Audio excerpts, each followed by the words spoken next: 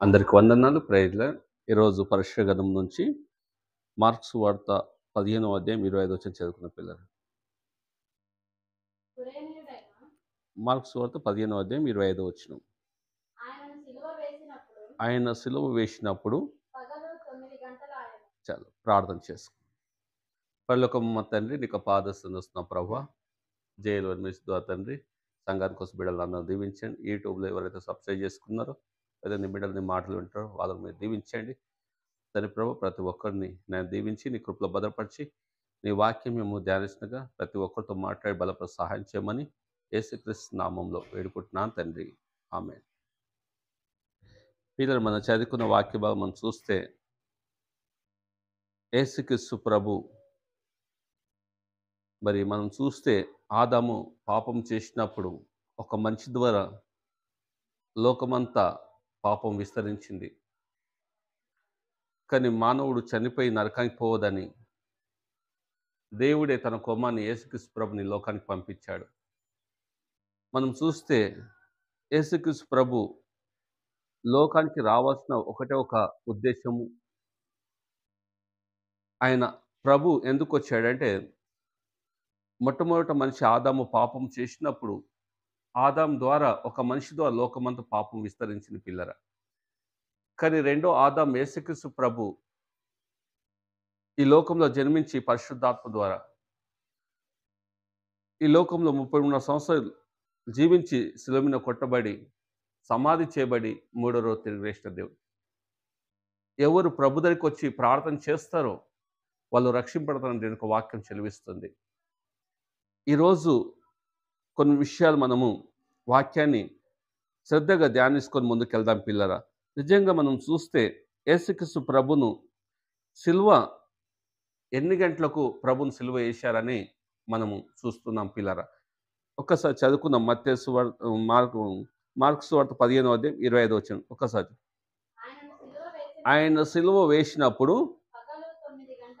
పిల్లలు మనం చూస్తే యేసుక్రీస్తు ప్రభును సిలువ ఏ సమయంకి వేశారంటే 9 గంటలైంది యేసు ప్రభు సిలువ వేసినప్పుడు. నిజంగా మనం చూస్తే యేసు ప్రభును సిలువ వేసినప్పుడు మరి 9 గంటలకు సిలువ వేశారు పిల్లలు. నిజంగా మనం చూస్తే యేసు ప్రభు సిలువ మీద ప్రభు 7 మాటలు మాట్లాడినట్లు మనం చూస్తూ ఉన్నాం. ఆ 7 మాటలే కాదు, కానీ ఆదికాండం నుంచి ప్రకటన 66 పుస్తకాల్లో ప్రతి మాట దేవుడు మాట్లాడిన మాట పిల్లరా. కానీ మనం చూస్తున్నాం ఇక్కడ ఏంటంటే ఆ సిలువ మీద యేసుక్రీస్తు ప్రభు 7 మాటలు మరి పలికి ఉన్నట్టు మనం చూస్తూ ఉన్నాం. నిజంగా మనం చూస్తే యేసుక్రీస్తు ప్రభు మరి సిలువ 9 ఏళ్ళకి యేసు ప్రభు సిలువ వేసినప్పుడు ప్రాణము మరి ఎప్పుడు విడిచాడని మనం చూస్తాం పిల్లరా. ఒక్కసారి మార్క్స్ వార్త 15వ అధ్యాయం 33వ వచనం చదువుకుందాం పిల్లరా. మధ్యాహ్నం మొదలుకొని 3 గంటల వరకు ఆ దేశమంతా చీకటి కమ్మెను. 3 గంటలకు యేసు ఏలో ఏలో లామా సబక్తమని బిగ్గరగా కేకలు వేసెను. ఆ మాటలకు నా దేవా నా దేవా నా దేవా నా దేవా నన్ను ఎందుకు చేయి విడిచని అర్థము. దగ్గర నిలిచిన వారిలో కొందరు ఆ మాటలు విన్నారు. కొందరు అక్కడ ఉన్న వాళ్ళు ఏలియన్ పిలుస్తానని అనుకుంటున్నారు. ఒకరు పరిగెత్తుకొని పోయి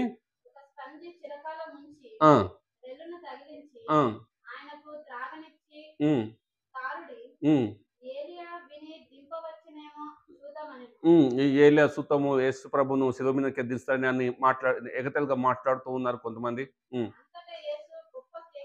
అంతటా యేసు గొప్ప కేక వేసి ప్రాణం విడిచెను. పిల్లలు మనం చూస్తే యేసుక్రీస్తు ప్రభు మధ్యాహ్నం 3 గంటలకు ప్రభు ప్రాణం విడిచినట్టు మనం చూస్తున్నాము. యేసుక్రీస్తు ప్రభు 9 గంటలకు సిలువ వేశారు, ప్రాణము 3 గంటలకు వదిలేసినట్టు మనం చూస్తున్నాం.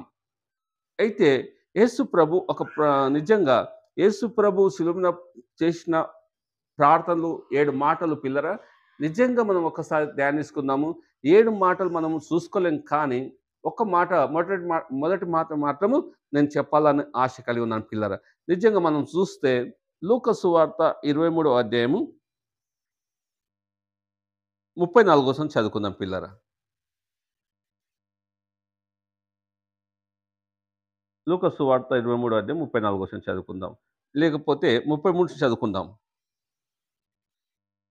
ముప్పు వారు వారు కపాలమున్న స్థలంకొచ్చినప్పుడు ఒకడు కుడిపైన ఒకడిని, ఎడమవైపున ఒకడిని చూడండి పిల్ల యేసు ప్రభును సిలువ వేసినప్పుడు యేసు ప్రభును ఒక్కరినే సిలువేయలేదు కానీ ఇద్దరు వ్యక్తులను సిలువ వేసినట్టు మనం చూస్తున్నాము. యేసు తండ్రి పిల్లలు మనం చూస్తే యేసు ప్రభు సిలువ వేసినప్పుడు యేసు ప్రభుతో ఇద్దరు దొంగలు సిలువ వేసినప్పుడు ఒక దొంగ ఈ అధికారులు మళ్ళీ యేసు ప్రభుని ఎగతాళి చేసినట్ల మొట్టమొదట వ్యక్తి దొంగ యేసు ప్రభును సిలువ మీద ఎగతాళి చేశాడు. నువ్వు దేవుడు అయితే నువ్వు రక్షించుకున్న మమ్మల్ని రక్షించు అన్నాడు. కానీ రెండో దొంగ ఏమన్నాడంటే ప్రభు నీ రాజ్యం పోయినప్పుడు నన్ను జ్ఞాపకం చేసుకుంటే ఇప్పుడే నాతో కూడా నువ్వు పరదేశంలో ఉండు అని చెప్పాడు పిల్లరా. నిజంగా మనం చూస్తే ఆ సిలువ మీద ఒక దొంగ ఇడవబడ్డాడు, ఒక దొంగ రక్షింపబడిన మనం చూస్తూ ఉన్నాము. నిజంగా మనం చూస్తే యేసుక్రీస్తు ప్రభు ఆ సిలువ మీద 7 మాటలు పలికి ఉన్నాడు పిల్లరా. మొట్టమొదటి మాట మనం ఒక్కసారి చదువుకుందాం పిల్లరా. యేసు తండ్రి వీరేమి చేయుచున్నారు వీరు ఎరుగరు గనుక చూడండి పిల్ల యేసు ప్రభును సిలువ వేస్తున్నప్పుడు మరి కొడుతూ ఉన్నప్పుడు నిజంగా అనేక హింస పెడుతూ ఉన్నప్పుడు యేసుక్రీస్తు ప్రభు సిలువ మీద మొట్టమొదట ఒక మాట ప్రభు ప్రార్థిస్తూ ఉన్నాడు, చెప్తూ ఉన్నాడు పిల్లలు. తండ్రి వీరేం చేస్తున్నా వెరగరు కనుక వీరిని నేను క్షమిస్తున్నాను.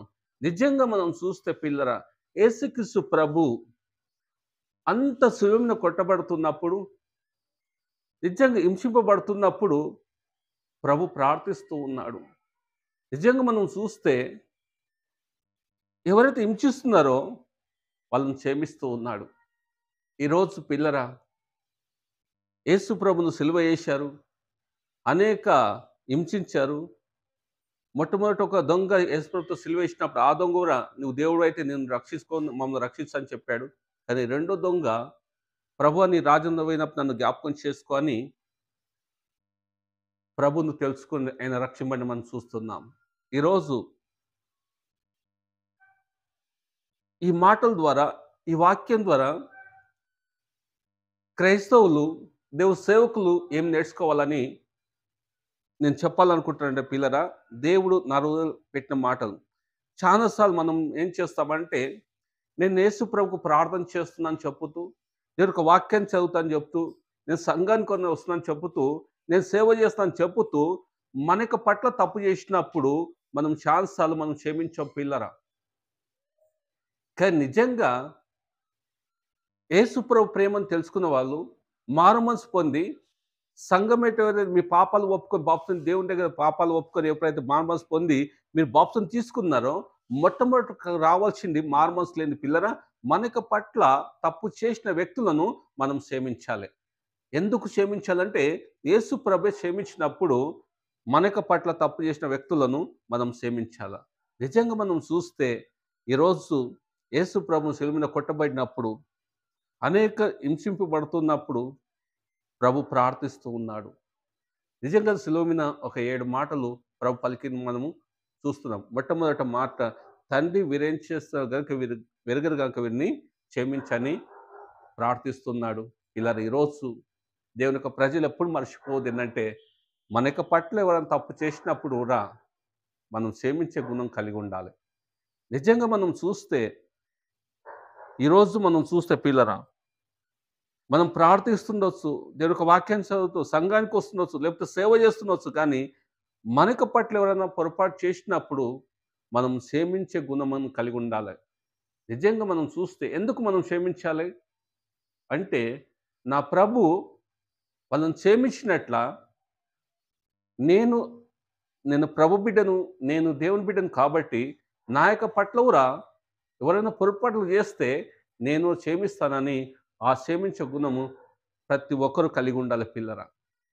నిజంగా ఇంత గొప్ప దేవుడు మనం కలిగి ఉన్నాం పిల్లరా. యేసుక్రీస్తు ప్రభును సిలువను 9 ఏళ్లకు యేసు ప్రభుని సిలువేశారు. 3 గంటలకు యేసు ప్రభు ప్రాణము వదిలాడు. నిజంగా మనం చూస్తే పిల్లరా ఇంత గొప్ప దేవుడు కలిగి ఉన్నాం. పిల్లరా ఈరోజు మనం చూస్తే లోకమంతటా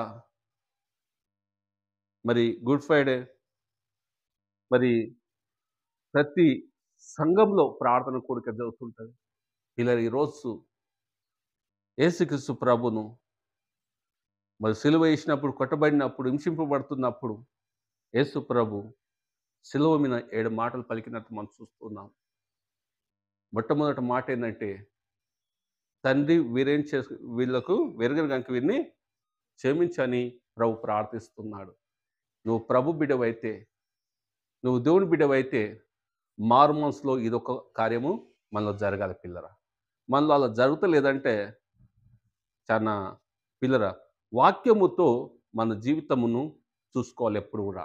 అందుకే దేవుని యొక్క వాక్యం దేవుడు మనకెందుకు ఇచ్చాడంటే ప్రార్థన చేసుకొని దేవుని యొక్క వాక్యాన్ని చదివి వాక్యాన్ని జీవించని ప్రభు ఈ గ్రంథాన్ని మనకిచ్చాడు పిల్లరా. అంతేకాని నువ్వు ప్రార్థన చేసుకో, వాక్యం చేసుకో, చర్చికి వెళ్ళి నువ్వు సేవ చేయి, మళ్ళీ నీ ఇష్టాంతకు వచ్చినట్లు నువ్వు మాట్లాడని చెప్పలేడు యేసు ప్రభు. అందుకే ఈరోజు నేనేం చెప్పాలనుకుంటే జేఎల్1 మిస్ ద్వారాకి వచ్చిన సంఘ బిడ్డలు అందరికీ ఏం చేయాలంటే నిజంగా నువ్వు ప్రభు ప్రేమను తెలుసుకుంటే, నిజంగా మీరు రక్షింపబడితే, నిజంగా మీరు దేవుని తెలుసుకుంటే మన యొక్క పట్ల ఎవరు తప్పు చేసినప్పుడు మనం క్షమించే గుణం కలిగి ఉండాలి. ప్రభు క్షమించాడు కాబట్టి అదే అభిషేకం, అదే ఆత్మ, అదే కృప మన మీద ఉంటుంది కాబట్టి మన యొక్క పట్ల తప్పు చేసిన వ్యక్తులను కూడా మనం క్షమించాలి. నేను క్షమించను అనంటే నేనేం చేయలేను, కానీ దేవునికి వాక్యం చెప్తుంది మన యొక్క పట్ల తప్పు చేసి ప్రతి ఒక్కరిని మనం క్షమించాలా. అందుకే యేసుక్రీస్తు ప్రభు అంటాడు, మీరు లోకానికి వెలుగై ఉన్నారని చెప్పాడు పిల్లరా. లోకానికి మీరు ఉప్పై ఉన్నారని చెప్పారు. నిజంగా మన యొక్క మాటలు ఉప్పేసినట్టు ఉండాలి, రుచికరమైగా ఉండాలి పిల్లరా. మనం చాలా జాగ్రత్త మనం మాట్లాడాలి. ప్రభు ప్రేమించినట్ల మనం అందరితో ప్రేమతో ఉండాలి. మంచి ప్రవర్తన కలిగి మనం ఈ లోకంలో జీవించాలి. మనకు అప్పగించిన పని నమ్మకంగా చేసుకుంటూ ఉండాలి. మన కోసం మన సాక్ష్యం అని చెప్పొద్దు పిల్లరా. మన కోసం వేరే వాళ్ళు చెప్పాలా. ఈరోజు మనం చూస్తే ఎవరిది వాళ్ళే డప్పు కొట్టుకుంటున్నారు పిల్లరా. యేసు ప్రభు కోసము యేసు ప్రభు తనకు తాను చెప్పుకోలేదు పిల్లరా. తన కోసము ప్రపంచమంతా ప్రభు ప్రేమను చాటిస్తూ ఉన్నారు.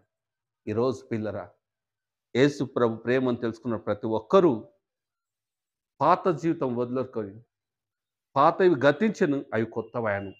యేసు ప్రభులో మనం కొత్తగా జన్మించాలి. ఇలా యేసు ప్రభు సిలువన కొట్టబడినప్పుడు, హింసింపబడుతున్నప్పుడు, అనేక పర్యం వెళ్తూ ఉన్నప్పుడు, ప్రభుని మీద నిందించినప్పుడు, అవమానించినప్పుడు, కొడుతూ ఉన్నప్పుడు, ముళ్ళ కిరీటం పెడుతూ ఉన్నప్పుడు, నిజంగా అనేక దెబ్బలు ప్రభు శిలువ మీద భరించాడు. ఎందుకు భరించాడు తెలుసా? మొట్టమొదటి ఆదాము పాపము చేశాడు కాబట్టి, ఆదాము పాపం చేశాడు కాబట్టి ఒక మనిషి ద్వారా పాపం అంతా విస్తరించింది. రెండో ఆదాము యేసుక్రీస్తు ప్రభు మానవులందరి పాపంల కోసం ఈ లోకానికి వచ్చి 34 సంవత్సరాలు జీవించి ఆ శిలువ మీద కొట్టబడ్డాడు. సమాధి చేయబడి 3వ రోజు తిరిగి లేచినాడు. ఎవరి కోసం తెలుసా? మనం పాపంలో పుట్టాం, మనం పాపం చేశాం, ఆ శిక్ష మనకు రావాలి. కానీ మన పాపంలో కోసము యేసుక్రీస్తు ప్రభు దేవుడైన ఒక మనిషికి లోకానికి వచ్చి మన కోసం శిలువ మీద కొట్టబడ్డాడు, మన కోసం సమాధి చేయబడ్డాడు, మన కోసం తిరిగి లేచినాడు. యేసు ప్రభు దగ్గరికి వచ్చి ఎవరెవరు ప్రార్థన చేస్తారో వాళ్ళు రక్షింపడతారు. నేను ఒక వాక్యం చెల్లిస్తుంది పిల్లరా. నిజంగా మనం ఎంతో ధన్యులం పిల్లరా. పాపులమైన మనం ప్రభు ప్రేమించి వెతికి రక్షిస్తున్నాడు. ఈరోజు మనం ప్రార్థన చేసుకుంటున్నాం, వాక్యం చదువుతున్నాము. ఆ! దేవుడు ఒక మంచి కుటుంబాలను ఇచ్చాడు. పిల్లరా, ఆ! పాపం చీకట్లు దేవుడు మనం విడిపించాడు. నిజంగా ఒక గొప్ప రక్షణ మనకిచ్చాడు పిల్లలు. ఆ రక్షణ మనం కాపాడుకుంటూ, ప్రభు నామమును సువార్త ప్రకటించుకుంటూ, లోకానికి ఉప్పుగా, వెలుగుగా ఉంటూ, దేవుని యొక్క ప్రేమను అనేక బిడ్డలకు చాటిస్తూ మనం ముందుకెళ్ళాలి పిల్లరా. నిజంగా మనం చూస్తే పిల్లరా, ఈ కొన్ని మాటలు దేవుడు దీవించును గాక. కళ్ళు మూసుకైతే మనం ప్రార్థన చేసుకుందాం పిల్లరా. పరలోకము మా తండ్రి, నీకు పాదస్తునిస్తాం ప్రభువా. జైలు మినిస్ట్రీలో తండ్రి, యూట్యూబ్‌లో తండ్రి, మరి సంఘానికి బిడ్డలను అందరిని దీవించండి. నీ కృపలో భద్రపరచండి. నాయనా, మా కోసము మీ సిలువలో కొట్టబడారు తండ్రి. మా కోసం సమాధి చేయబడి, మా కోసం మూడో రోజు తిరిగి లేచిన దేవుడు. పాపులమైన మమ్మలను ప్రేమించి వెతికి రక్షిస్తున్నావు తండ్రి. నాయనా, నా దగ్గరికి వచ్చినప్పుడు నేను ఎవరిని తోసివేయనని చెప్పావు తండ్రి. నాయనా, నిజంగా ఇంత గొప్ప దేవుడు మాకున్నందుకు నీకు వందనాలు చెల్లిస్తూ, నాయనా, ప్రతి ఒక్కరిని దీవించండి. నీ కృపలో భద్రపరిచి, నాయనా, ఇ నాయనా ప్రభా, ఇంకా నీ ప్రేమను తెలుసుకొని మారు మనసు పొంది సంఘమేంటి వాళ్ళు బాప్తిస్మం సహాయం చేయి ప్రభువా. నాయన నిజంగా తండ్రి ప్రభువా, యేసు నేనే మార్గం, నేనే సత్యం, నేనే జీవం అని చెప్పావు తండ్రి. నా దరి నా దగ్గరికి వచ్చినప్పుడు నేను ఎవరిని తోచినని చెప్పావు తండ్రి. నాయన నీ బిడ్డలందరూ దీవించండి. నీ కృపలో భద్రపరిచి మీరు సహాయం చేయమని యేసుక్రీస్తు నామంలో వేడుకుంటున్నాను తండ్రి. ఆమేన్. ఆమేన్. పిల్లరా, ప్రతిరోజు మీరు ప్రార్థన చేసుకోండి. ప్రతిరోజు దీని యొక్క వాక్యాన్ని మీరు చదవండి. అంతేకాకుండా మనము ప్రభు క్షమించినట్ల మన యొక్క పట్ల తప్పు చేసినప్పుడు మనము క్షమించాలా. అంతేకాకుండా ప్రతి అవసరతురా మనం ప్రభుని ఆధారపడి ప్రభు మనకు ఖచ్చితంగా సహాయం చేస్తారు. అందరికి వందనాలు. ప్రేయర్లు. Thank you.